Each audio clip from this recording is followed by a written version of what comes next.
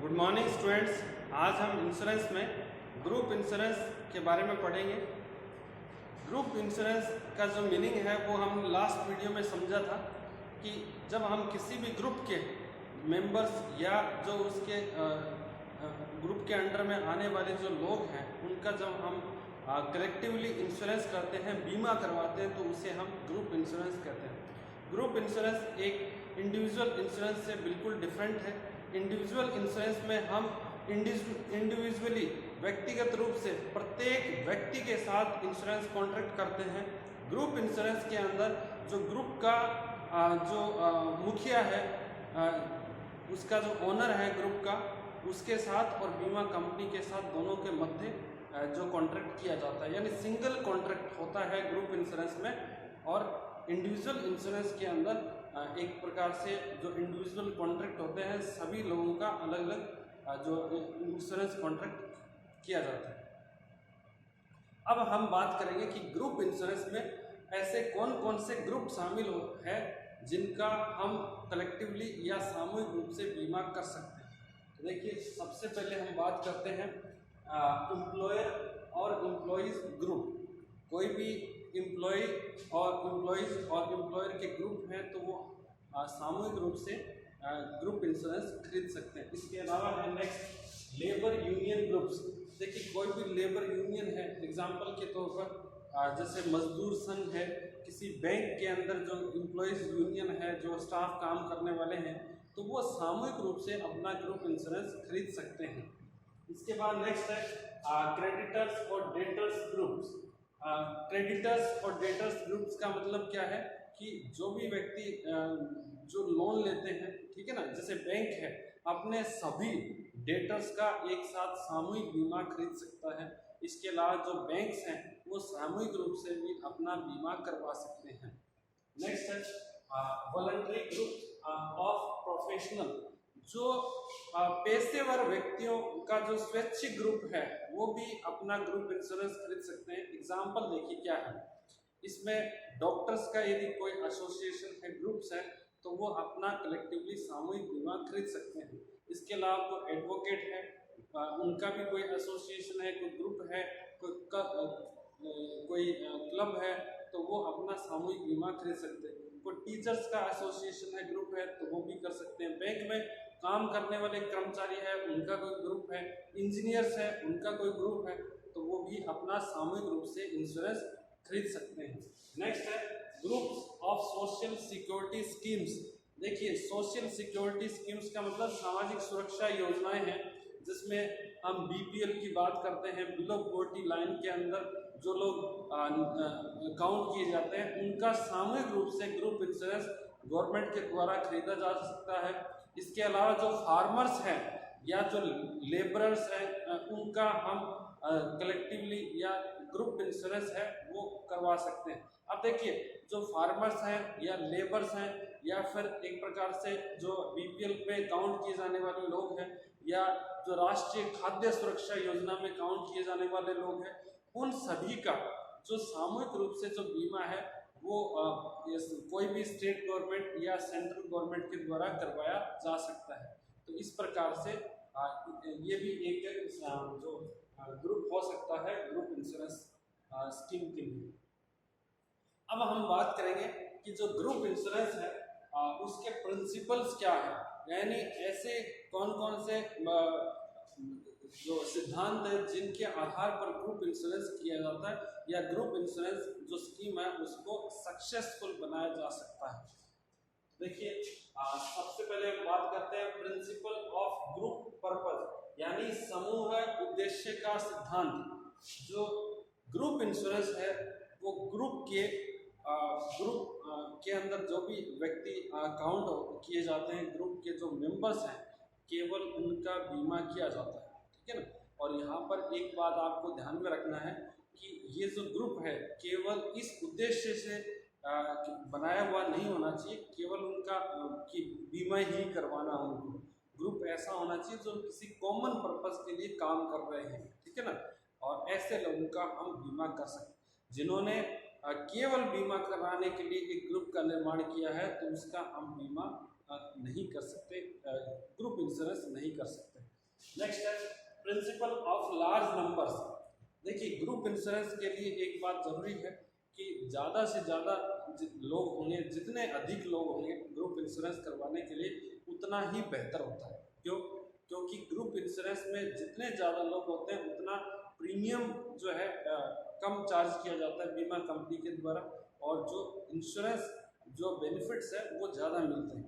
और यदि एक प्रकार से लोग कम होंगे तो प्रीमियम बढ़ जाएगा, तो ऐसे में जो ग्रुप इंश्योरेंस का जो अट्रैक्टिवनेस है, जो आकर्षण है, वो खत्म हो सकता है। नेक्स्ट है प्रिंसिपल ऑफ फ्लूइडिटी।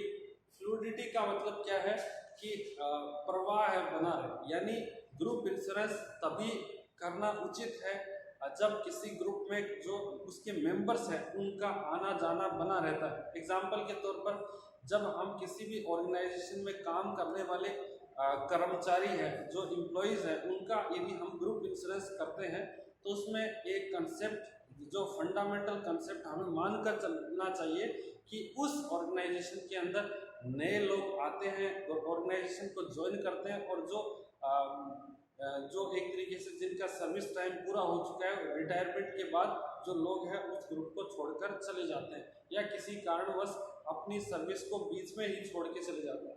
तो ग्रुप के अंदर ऐसी विशेषता होना भी जरूरी है कि जिसमें एक आवागमन बना रहे, ठीक है ना। लोग आते हैं, छोड़ के चले जाते हैं, ठीक है ना। जैसे एग्जाम्पल के तौर पर 100 लोग हैं किसी भी ग्रुप में, ठीक है ना, तो उसमें से 5 लोग चले गए, 10 लोग वापस आ गए, ठीक है ना। इस तरीके का आवागमन होना चाहिए, तभी ये क्या है, ग्रुप इंश्योरेंस कारगर है। नेक्स्ट है principle of proportions of premium. देखिए ये है प्रीमियम का पेमेंट किस प्रकार से किया जाता है ग्रुप इंश्योरेंस में। तो जनरली जो प्रीमियम है वो एम्प्लॉयर और एम्प्लॉयज, ठीक है ना, दोनों के द्वारा प्रोपोर्शनेट वे से या अनुपातिक आधार पर प्रीमियम पे किया जाता है। लेकिन कुछ परिस्थितियां ऐसी होती हैं, कई बार जो एम्प्लॉयर है वो स्वयं अपने सभी कर्मचारियों के लिए जो भी ग्रुप इंश्योरेंस के लिए जो प्रीमियम बनता है वो अपनी तरफ से उसका पेमेंट करता है, ठीक है ना। लेकिन इसमें अलग अलग प्रकार के एग्जाम्पल देखे जा सकते हैं कि कहीं पर एम्प्लॉयर के द्वारा, अकेले के द्वारा प्रीमियम पे किया जाता है। कुछ जगह ऐसी है जहां पर जो एम्प्लॉयर है और एम्प्लॉयज है उनके द्वारा एक अनुपातिक आधार पर भी प्रीमियम का भुगतान किया जाता है। अब हम बात करते हैं नेक्स्ट प्रिंसिपल की, प्रिंसिपल ऑफ मिनिमम चॉइस। देखिए प्रिंसिपल ऑफ मिनिमम चॉइस का क्या मतलब है कि ग्रुप इंश्योरेंस के अंदर जो भी जब हम किसी ग्रुप का इंश्योरेंस करने की बात कर रहे हैं तो उस ग्रुप में कम से कम 75% यानी 75% लोगों का बीमा कराना जरूरी है, ठीक है ना। यानी 100 लोग हैं किसी ग्रुप में तो 75 लोगों का इंश्योरेंस यदि आप करवाते हैं तभी इंश्योरेंस कंपनी है इस प्रकार के ग्रुप का ग्रुप इंश्योरेंस कर सकती है, ठीक है ना। कम से कम 75 या 75%, ठीक है। नेक्स्ट है प्रिंसिपल ऑफ होमोजेनिटी। ये होमोजेनिटी का मतलब क्या है कि ग्रुप में जो के जो मेंबर हैं उनका जो कार्य का नेचर है, जो भी वो जॉब कर रहे हैं वो एक तरीके से सिमिलर नेचर का होना चाहिए, क्योंकि एक प्रकार का, एक ही प्रकृति का, एक ही उनका ऑक्यूपेशन है, तो उनमें क्या है कि जो रिस्क फैक्टर है वो भी क्या है, सिमिलर होता है, तो उनका हम आसानी से बीमा कर सकते हैं। तो ध्यान रखना होमोजेनिटी होना चाहिए उनके ऑक्यूपेशन में, और उनके जो एज ग्रुप के अंदर जो उनका एवरेज एज है वो एक जैसा होना चाहिए, और उनमें जो रिस्क फैक्टर है वो भी एवरेज होना चाहिए। नेक्स्ट है प्रिंसिपल ऑफ एविडेंस ऑफ इंश्योरेबिलिटी, यानी जो बीमा योग्यता का प्रमाण। देखिए जो कई बार ऐसा होता है कि किसी कंपनी के पास 100 एम्प्लॉय है, 100 एम्प्लॉयज, और 100 में से केवल 80 एम्प्लॉयज ने, 80 एम्प्लॉयज ने इस बात पर सहमति दी कि वो ग्रुप इंश्योरेंस के लिए रेडी है। अब क्या हुआ कि जो 20 एम्प्लॉय बच के थे, जो अभी जिन्होंने अपनी एक्सेप्टेंस नहीं दी है ग्रुप इंश्योरेंस के लिए, यदि वो अभी 80 एम्प्लॉयज का एक साथ ग्रुप इंश्योरेंस कर दिया और बाद में 2 लोग और आते हैं, वो कहते हैं कि हमें भी ग्रुप इंश्योरेंस में जुड़ना है, ठीक है ना। जो भी हमारे ऑर्गेनाइजेशन ने ग्रुप इंश्योरेंस करवाया उस योजना में हमें भी ऐड होना है, जुड़ना है। तो इस प्रकार के कर्मचारियों के लिए बीमा कंपनी के द्वारा स्पेशल मेडिकल एग्जामिनेशन किया जाता है और उनका जो एक तरीके से जो इंश्योरेबिलिटी जो एविडेंस है वो कलेक्ट किए जाते हैं कि क्या वो लोग वर्तमान में बीमा कराने के लिए क्या योग्य हैं। यदि वो बीमा कराने के लिए योग्य हैं तभी बीमा कंपनी के द्वारा इस प्रकार से वंचित, ठीक है ना, जो सदस्य हैं ग्रुप के उनका बीमा किया जा सकता है, ठीक है। और यदि आप एक साथ में ग्रुप इंश्योरेंस में शामिल होते हैं सभी लोग, तो उस समय क्या है कि बीमा कंपनी किसी भी प्रकार का मेडिकल एग्जामिनेशन नहीं करते।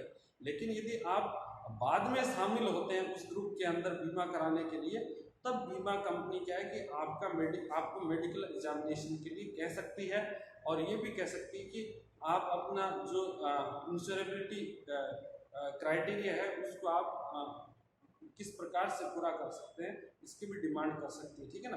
तो नया कोई व्यक्ति जुड़ता है तो उसमें बीमा कंपनी जो भी सब्जेक्ट मैटर है, उसका लाइफ है, उससे रिलेटेड डिफरेंट जानकारी कलेक्ट कर सकती है। उनके आधार पर बीमा कंपनी चाहे तो बीमा कर सकती है और चाहे तो मना भी कर सकती है। इसलिए सबसे बेहतर यही होता है कि आप जब भी किसी ऑर्गेनाइजेशन में ग्रुप इंश्योरेंस किया जा रहा है उसी समय आप भी उस ग्रुप इंश्योरेंस की योजना में शामिल हो जाएंगे। नेक्स्ट है प्रिंसिपल ऑफ बेनिफिट्स डिटर्मिनेशन। देखिए यहाँ पर हम क्या है कि ये बेनिफिट डिटर्मिनेशन यानी जो उसके फायदे मिलेंगे उनका निर्धारण करना है कि ग्रुप इंश्योरेंस में क्या क्या फायदे मिलेंगे, किस प्रकार से फायदे दिए जाएंगे सभी जो मेंबर्स हैं उनको। तो जनरली ग्रुप इंश्योरेंस के अंदर एक प्रकार से इक्वल प्रीमियम पे किया जाता है सभी कर्मचारियों के द्वारा और इक्वल जो बेनिफिट है वो सभी कर्मचारियों को बीमा कंपनी के द्वारा दिए जाते हैं। तो आज हमने पढ़ा था कि ग्रुप इंश्योरेंस में कौन कौन से ग्रुप्स हैं जिनका, देखिए जो सबसे ज़्यादा पॉपुलर ग्रुप्स हैं जिनका हम बीमा करवा सकते हैं तो उनके बारे में पढ़ा था। इसके अलावा ग्रुप इंश्योरेंस के जो प्रिंसिपल हैं, 8 प्रिंसिपल हैं, ये आपको याद रखना है, ठीक है ना, इनके बारे में हमने पढ़ा था। तो आज के लिए इतना ही। Thank you so much.